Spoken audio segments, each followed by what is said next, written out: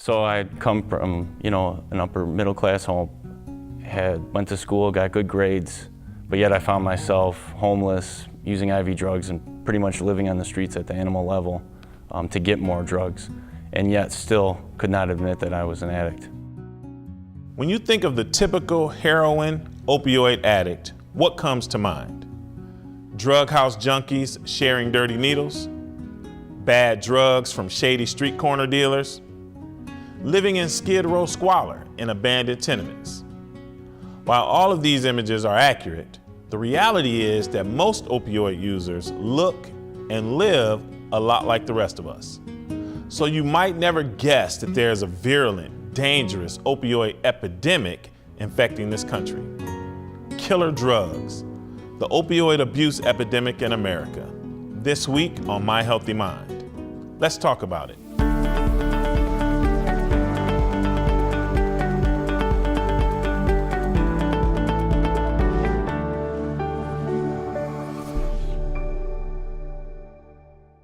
Welcome to My Healthy Mind. I'm Michael Hunter. The use of opium for medicinal and other purposes is nothing new. It's been going on openly for over 5,000 years. What is new is the epidemic abuse of opioids, which has led to the most devastating and widespread drug addiction problem our country has ever faced. This is because over time, the nature and potency of opioids, as well as the nature of its users, have changed dramatically. From medicinal to darkly criminal to insidiously mainstream, opioids, including heroin, have evolved and spread. And when something so graphically disturbing as heroin, opioid addiction, becomes common and benign, well, then you've got a big problem. Today, my colleague, Elizabeth Atkins, explores the epidemic abuse of these killer drugs in America with Andrew Brown, someone who's been there and done all that. Andrew, welcome to My Healthy Mind. Thank you. Obviously, you weren't always an addict. What was your life like before that happened? Can you set up your story for us?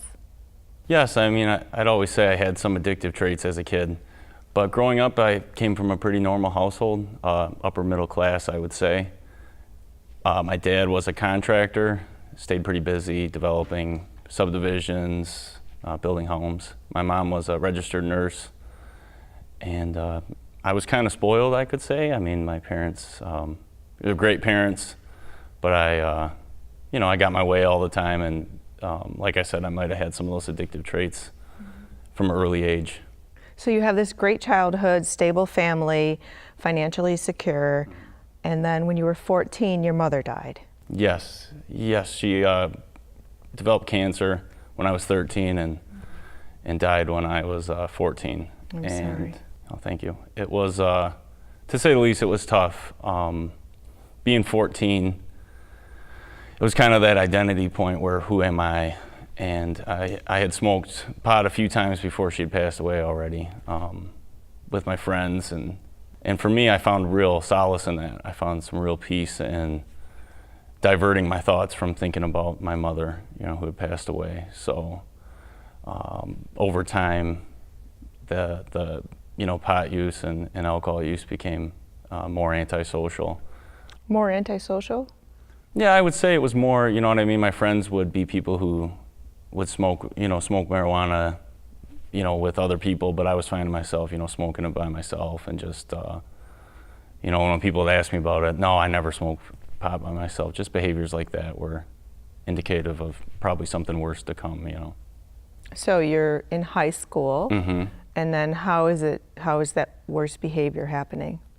Well, the thing with me was I kept my grades up. I graduated high school, and I figured, I'm all right. I'm not like these other people that you see. I'm not a heroin addict, even though, later on I started using prescription pills probably around 16 or 17, and I knew a little bit of knowledge about them from my mother passing away. She was on Dilaudid and heavy-duty painkillers, so I knew when someone had a painkiller what it was and what was good. So I started experimenting with those a little bit. So tell us how you spiraled deeper and deeper into the heavier drug use. Well, over time, I graduated high school. I went to college and still maintained decent grades. So I'm like, I'm not really I'm not an addict, even though I was, buying, most of my money was going to prescription painkillers. That time I'd probably evolved to OxyContin, which was, we used to say, well, at least it's not heroin, but, it's the same thing.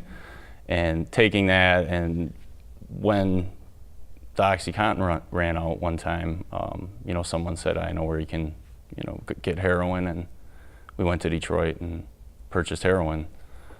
And that was kind of a game changer, obviously, for life, because then I knew where it was, and just, that's really when the spiral kept moving downward. And I was one of those people, obviously, that would say, well, it's all right if I snort heroin, as long as I don't shoot it. And that, I did that for a time, snorting heroin, but although that sounds irrational, saying it right now, back then it sounded like a rational thing. And all through this time, as the drugs got harder, the less I was connected to reality and any pain I felt with, my mother passing, or, where my life was going. Were you working, going to school? Take us to a day when you were in the deep, heavy drug use. Okay, so I went to school. I would work a little bit. My father was a contractor, so he would let me work here and there. And he didn't understand the full scope of where I was at, obviously. He thought, probably smoking pot and drinking. But a typical day, I went to school. I still had a vehicle at that time, so I'd leave school, go to Detroit, get heroin, get high, and repeat. Did you ever say, I'm an addict? I mean, I had a pretty strong idea I was, but again, I felt like social acceptability was going on alongside it there, where, hey, I'm going to school, I'm not flunking out, you know what I mean? I'm maintaining. So I think the social acceptability point for me was, I'm not really an addict.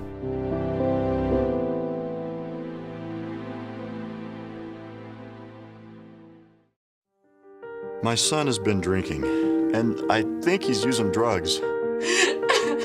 I just feel so ugly. I don't want anybody to see me. I'm so sad all the time. I can barely get out of bed. I just needed to talk to someone because I miss him so much. Stand strong. No matter what you're going through, there is hope at the end of the line. Focus on the family. How can we help?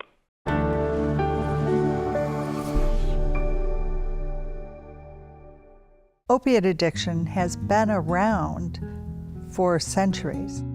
Started with the opium poppy, but the real epidemic took off in the early 90s with the release of a long-acting oxycodone, which was a synthetic opiate.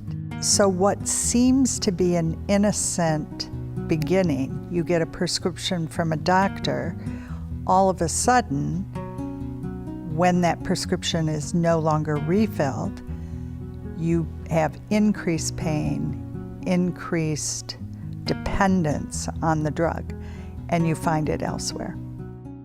So you're 14 years old, your mom dies, your middle-class lifestyle literally goes up in smoke, and then after abusing pot, pills, and heroin for the next 5 years, what happened? It was, I mean, to some extent, it was pretty similar to what you see in movies. It was, a lot of boarded up, abandoned seeming houses with a lot of people just like me in them. It was a lot of suburban kids down there, staying there, living there, drug dealers coming in and out. Obviously, it's like you see in the movies, little holes in the door where people pass drugs through instead of, sometimes you didn't even see anyone. I went into that descent of, drug use, and using IV heroin is a pretty hopeless place to be, especially when the money ran out. And that's what happened. My dad took the truck I was driving away from me, and after I lost those resources, I started to steal from family members. And, I did like a really shameful thing is I went in my grandmother's purse one time and, stole a $100 bill. To support my habit, and I was caught in the act of doing it too, in front of my family, which was incredibly embarrassing. And I obviously don't feel very good about it, but I think part of that was the harsh reality of what I've become, that I was willing to steal from those that I love most and closest to me to support my habit. So in a sense, looking back on it, that was kind of a wake-up call to how deep this addiction had took me. Did your grandmother accept your apology? I mean, how do you make amends with people that you've hurt? She couldn't believe it. Obviously, she had no idea that this was going on. It was, I'm sure she did. I mean, I got to spend the last years of her life with her, which was after that. So she's seen me clean, but at the time she was just shocked and baffled, confused. Couldn't believe that her grandson would, steal from her. Did your family at the time know you were stealing money for drugs? I mean, my dad had seen me take the purse, so he seen me take the $100 and put it back, and he grabbed me. So yeah, I mean, I think he knew what it was for. And this was, I believe, after I already went to treatment before, so my dad knew I had a history of drug use at that time. As it got worse and I started to see that I maybe couldn't get out of this, I finally opened up and talked to my dad about it. What did you say? Well, I said, I have a drug problem. And when I said heroin, he was floored, Was he unaware? Yeah, I mean, he was unaware that it was, I think trying to put myself in his shoes, he was probably, he's, like I said, probably drinking and smoking pot and whatever else, but heroin, his mind was blown. I mean. Did you live at home with him? Yes, I did. Okay, and he had no idea that you were using heroin? No idea. Because you were in school, you were working? Mm-hmm. Okay, so then what?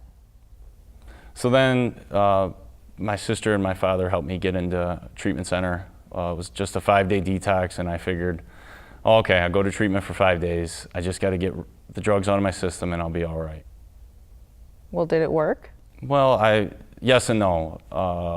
I did complete treatment. I did 5 days there for a detox, but after a few days, I started to say that as long as I don't do heroin, as long as I don't do, hard drugs, I'm going to be all right. So eventually, I started smoking marijuana again, and which, was always a coping mechanism. But the problem there was, it always escalated. It couldn't just stay at marijuana. I would start taking Vicodin or pain pills again, and then using heroin again, and right back to it. So how did you think you could ever escape that nightmare? I didn't, I don't think I did a whole lot of thinking. I think it was more like, I've heard, addiction be related to like that of living at the animal level, and I would say that's what it is, survival. I chose drugs over food, over anything, and that's just where I got to. Merely surviving, I wouldn't even say, or existing.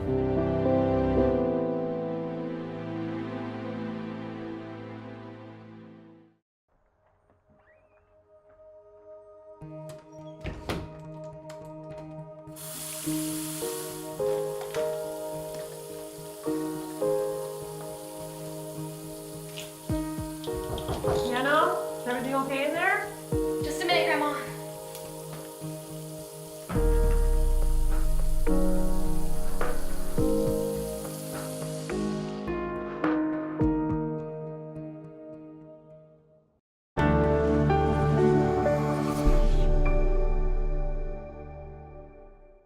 There's both short and long-term consequences of opiate addiction. The short-term consequence that everybody knows about is overdose. An overdose is the cessation of breathing. You stop breathing when you get high levels of these drugs. That can affect anybody. The long-term consequences of opiate addiction are usually 5. Number 1 is overdose, which we just talked about. Number 2, infections. HIV, hepatitis B, hepatitis C. Third is accidents. When you're high, you're not paying good attention to what you're doing. The 4th and 5th are homicide and suicide. So Andrew, now you're in the full-blown clutches of addiction. You were arrested. Yeah, what? I went to jail for 5.5 months, and my dad had kind of always told me, You know, I'm not going to come visit you in jail. If you ever end up there, I'm just not going to do that. That's not the kind of person I am. So I didn't have any support from him when I was in jail, but they, you know, I did know when I got out they'd be there. But in jail, I think what changed was acceptance started to kick in that I'm a drug addict. You know, obviously this is the place where I'm going to end up. You know, it wasn't a comfy treatment center. You know, it wasn't any kind. No one's going to give me any kind of drug to detox me. It's a rough, you know, 2 weeks of sickness and pain, and beyond that, the agony. You know, for months. You know, and there was just agony, depression, rolled into one. On the bright side, there was a lot of support in there, which was, you know, pretty unique for a jail. And they had, you know, mutual support group meetings. They had volunteers come in and talk to us that had been through it. I don't know, being 21, 22, and thinking I know it all, I don't know. I thought like those were kind of dorky things to do, was go to meetings and talk about my problems, you know what I mean, being a rebellious person. So I think the difference in jail was I didn't have much choice. Either I can sit here in the pod and listen to guys talk about, you know, their life on the outside and they can't wait to get out and do drugs again, or go to these meetings where people are talking about a solution.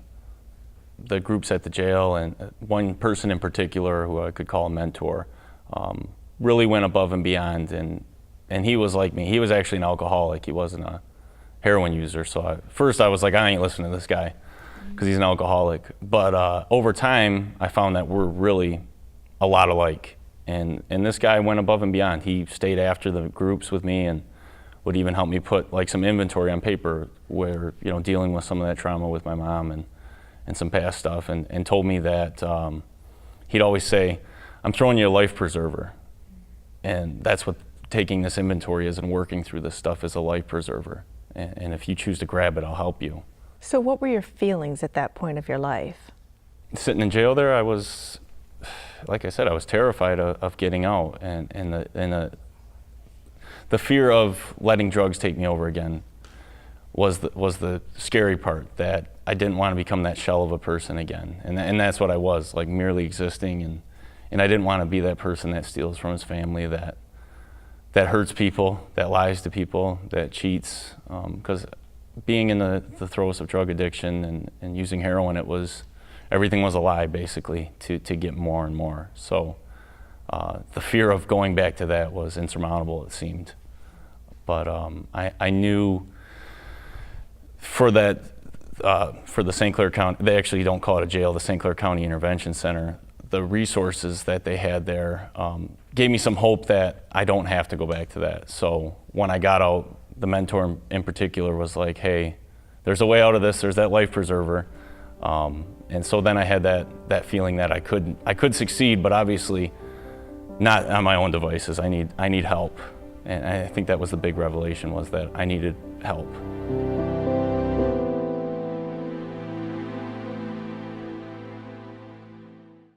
Listen. All it took was someone who would insist that I just try.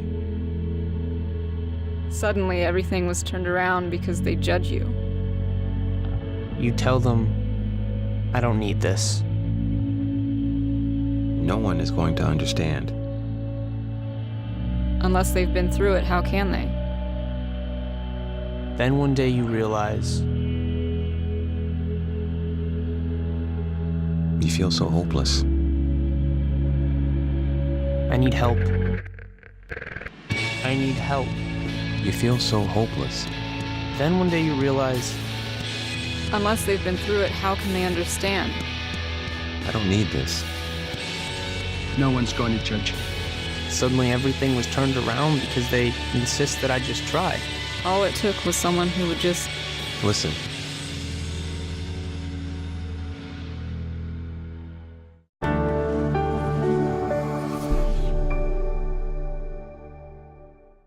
When someone with any disease is diagnosed or accepts that something is wrong and they seek treatment, the treatments usually involve both lifestyle changes and medications. The medications help treat the brain disease, and with social support, peer recovery services, counseling, like many other diseases, this can be put into remission with daily treatment. So after 5.5 months in jail, you get out, and then what happens? I did what they said for once in my life. You know, I didn't try to think that I could outsmart this again. And I think that's what's different. You know, I think that's what was a challenge for me was I thought I was smart enough because I went to college, you know what I mean? I got decent grades. I didn't think I was that bad. And I guess you could say the word, I surrendered and took some people's suggestions and went to the groups. Clearly the help worked because you've been clean nearly 10 years. Yes, yep. Congratulations. Thank you. So tell us what your recovery was like. It was getting out of jail and connecting with the support groups that my mentor had kind of shown me while I was incarcerated. He then in turn introduced me to a whole network of people that were just like me at these groups and finding a new way to live and doing things that I didn't think were possible, clean. And what about your dad? Did that relationship improve? Coming to an understanding with my dad and, you know, becoming close friends with him over the years has been awesome. You know, I lived with him when I got out of jail. He let me come back and live there, and we became really good friends. You know, for a while it was, you know, we hadn't really talked or anything. And were you working? Yes, I started working for my family business, and I heard about this job called a peer recovery coach, and the agency I work at, CARE of Southeastern Michigan in Fraser, was hiring, so I applied for the job and went in there and, you know, and I'm like, first off, I'm like, I've been in trouble with the law before, and they're like, oh, that's all right, you know, it's all right, we're gonna work with you, you know, we want your experience. I work as a peer recovery coach there, and what I do on a daily basis is, you know, help others find this way of life. So in doing something so positive and successful, did you ever fear that you would revert back to using drugs? Early on, obviously the first 2 years, you know, I had some moments where obviously I felt like drinking. You know, I mean, there was thoughts of that coming back, but the good part was I had connected myself so deep with these groups and my mentor and other people in recovery that I had surrounded myself with a lot of people would say you built a strong foundation. Nowadays, I'm so connected in the recovery community, and I'm grateful for that, because the fear, I never want to say it's not possible, because I've seen people with a lot more time than me, you know, and mistakes happen when you lose sight of what's important.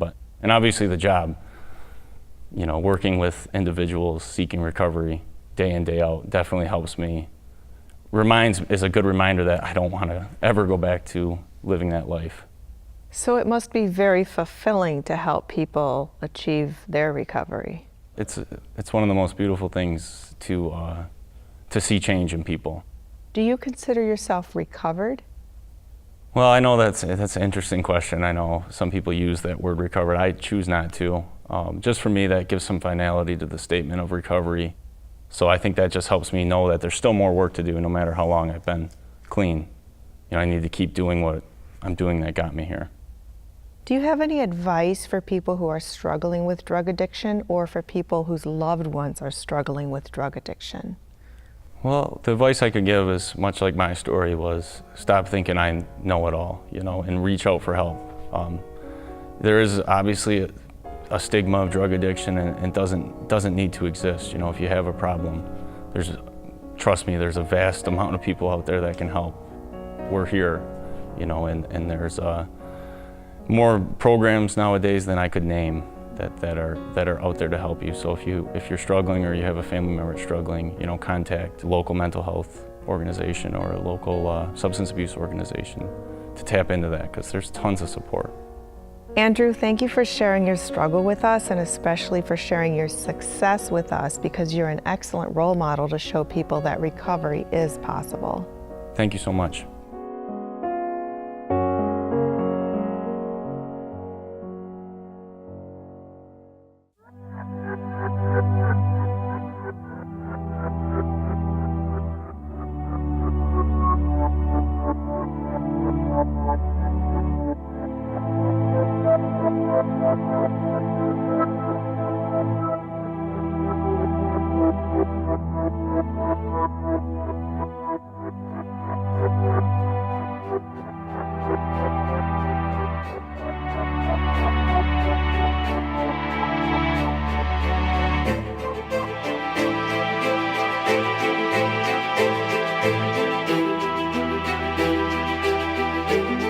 depression meets hope, everything can change.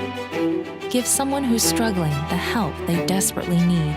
Your support of the National Alliance on Mental Illness funds programs and support groups that can transform a life. Be a part of the NAMI effect. Hope starts with you. Welcome to My Healthy Mind, a show that dares to talk about mental health matters that touch nearly every family. Each week you'll meet guests who share their stories, hear from local experts, and learn about resources that may help. And so I was in a committee meeting at the House of Representatives when I realized that my daughter had autism. We need to take the stigma away from mental health issues. No topics about mental health and wellness are off limits on our show. Let's talk about it on My Healthy Mind.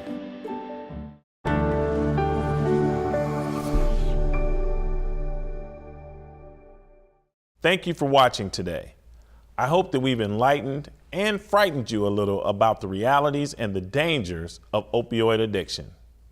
If you'd like to talk or read more about this or any mental health issue, please reach out to us on our website, myhealthymind.com, through Twitter at myhealthymind, or on Facebook. Thank you for watching.